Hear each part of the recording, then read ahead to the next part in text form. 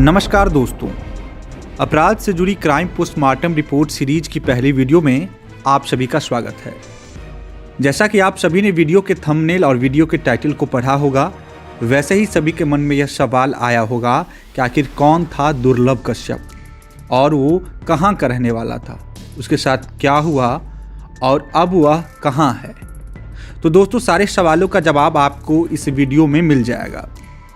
मध्य प्रदेश के उज्जैन जिले में कम उम्र के लड़कों की टोली का नाबालिग सरगना था दुर्लभ कश्यप। उसकी उम्र अपनी जिंदगी को रोशन करने के सपने देखने की थी, लेकिन होश संभालने के साथ ही उसकी चाहत मशहूर होने की हो गई और अपनी ख्वाहिशों को पूरी करने के लिए उसने जुर्म की दुनिया में कूदने का फैसला कर लिया। उसने दहशत फैलाने के लिए सोशल मीडिया का सहारा लिया और उसको हम उम्र युवा उससे जुड़ते चले गए। अपराध करना उसकी फितरत में शामिल था और पुलिस को चकमा देना उसकी काबिलियत का हिस्सा था। लेकिन एक दिन ऐसा भी आया जब एक गैंगवार में उसकी ज़िंदगी का सफ़र थम गया और वह इस दुनिया से हमेशा के लिए रुखसत हो गया। उसकी मौत कैसे हुई यह आपको आगे पता चलेगा। यह वह दौर था जब महज 16-17 साल की उम्र में अपराध की चाह रखने वाले युवा इसके फ़ैन बनते जा रहे थे। बड़े बाल, सिर पर लाल टीका, आंखों में सुरमा, काला गमछा दुर्लभ का यह पहचान था और यह स्टाइल इस गिरोह का ड्रेस कोड बन गया था। इस लाइफ स्टाइल के कारण भी दुर्लभ कश्यप और उसके दोस्त चर्चा में थे। कम उम्र के लड़के उससे आकर्षित हो रहे थे, उसे ज्वाइन कर रहे थे, जिसका कारण हुआ कि समय के साथ यह ग्रुप गैंग में बदल गया। दुर्लभ कश्यप का गैंग फेसबुक से चल रहा था। ऐसे में फेसबुक पर इन सब का स्टेटस होता था कि कोई कुख्यात बदमाश, हत्यारा और अपराधी है। कोई सा भी विवाद हो, कैसा भी विवाद हो, तो हमसे संपर्क करें। इसी के साथ इन लोगों की प्रोफाइल पर हथियारों के साथ पोस्ट, धमकाने और दहशत फैलाने वाली पोस्ट भी डाली जाती थी। अपराध की दुनिया में कदम रखने वाले गैंग के सदस्यों का ड्रेस कोड निर्धारित हो चुका था। सभी लोग बड़े बड़े बाल, माथे पर गोल टीका लगाते थे, आंखों में काजल, गले में ब्लैक कलर का कपड़ा डालते थे। हालांकि इस गैंग के सदस्य हर तरह का नशा भी करते थे, लेकिन नियम था कि अपराध करते समय कोई भी किसी प्रकार का नशा नहीं करेगा। यह समय था अक्टूबर 2018 का, जब दुर्लभ कश्यप ने फेसबुक पर एक पोस्ट डालकर दहशतगर्दी फैलानी शुरू कर दी थी। उसी समय इस गैंग के 23 सदस्यों को गिरफ्तार किया गया था, जो कि नई उम्र के थे। उनमें से कुछ नाबालिग भी थे। इन पर गुंडागर्दी, मारपीट, लोगों को डराने के मामले में केस दर्ज किया गया था, जेल भी भेजा गया था। शुरुआती दौर में दुर्लभ कश्यप के गैंग ने सोशल मीडिया के माध्यम से अपने अपराध का कारोबार को बड़ा करने की कोशिश की। फेसबुक पर पोस्ट कर लोगों से पैसे की वसूली, लूटमार, रंगदारी करवाने के लिए दुर्लभ गैंग के सदस्य बाकायदा अपना नंबर पोस्ट करते थे और फेसबुक से काम उठाते, फिर घटना को अंजाम देते थे। दुर्लभ कश्यप के गैंग की दहशतगर्दी का कारोबार तेज रफ्तार के साथ बढ़ रहा था। दुर्लभ ने फेसबुक पर आपराधिक पोस्ट डालकर लोगों में भय पैदा कर दिया था। यह गिरोह रात में गाड़ियों के कांच फोड़ने से लेकर लोगों से रंगदारी तक कर रहा था, जिसके बारे में उज्जैन के तत्कालीन एसपी सचिन अतुलकर को इस गैंग के बारे में खबर मिली। पुलिस ने अक्टूबर 2018 में दुर्लभ गैंग के 23 सदस्यों को एक साथ पकड़ा, जो कि नई उम्र के थे। इनमें से कुछ नाबालिग भी थे। इन पर गुंडागर्दी, मारपीट, लोगों को डराने के मामले में केस दर्ज किया गया था। दुर्लभ गैंग के कारनामों की फहरिस्त इतनी लंबी थी कि तत्कालीन एसपी सचिन अतुलकर ने दुर्लभ की गैंग हिस्ट्री शीट भी बनवाई थी। 27 अक्टूबर 2018 को जब उसे पकड़ा गया, तब उसके नाबालिग होने के कारण बाल संप्रेक्षण गृह भिजवाया गया। एज वेरिफिकेशन के बाद किशोर न्याय बोर्ड ने उसे 24 अप्रैल 2019 को इंदौर स्थानांतरित कर दिया। इसी बीच दुर्लभ कश्यप बालिग हुआ, यानी उसकी उम्र बढ़कर 18 हो गई। पुलिस ने दोबारा कार्रवाई की, जिसके बाद वह पुलिस के डर से 1 साल से अधिक समय तक भैरवगढ़ जेल में रहा। इसी बीच एक ऐसा भी वाकया प्रकाश में आया जिसमें दुर्लभ की गैंग की गिरफ्तारी करने वाले तत्कालीन एसपी सचिन अतुलकर ने जेल का दौरा किया, तो उनकी मुलाकात दुर्लभ कश्यप से हुई। इस दौरान एसपी सचिन अतुलकर ने दुर्लभ कश्यप से कहा कि तू जेल में ही सुरक्षित है। उम्र से ज्यादा दुश्मनी पाल ली है तुमने, बाहर निकलेगा तो कोई ना कोई जरूर मार देगा। जिसके कारण दुर्लभ ने डर से 1 साल तक जमानत नहीं करवाई। लेकिन आगे चलकर एसपी सचिन अतुलकर की बातें सच साबित हो गई। इसी बीच 24 जनवरी 2020 को तुलसी नगर निवासी भाजपा नेता राजेश बोराना के 20 वर्षीय बेटे स्वप्नेश बोराना को दुर्लभ गैंग के सदस्य शानू व रोशन ने बाइक पर बैठाकर अपहरण कर लिया। आरोपियों को शंका थी कि स्वप्नेश उनकी मुखबरी करता है।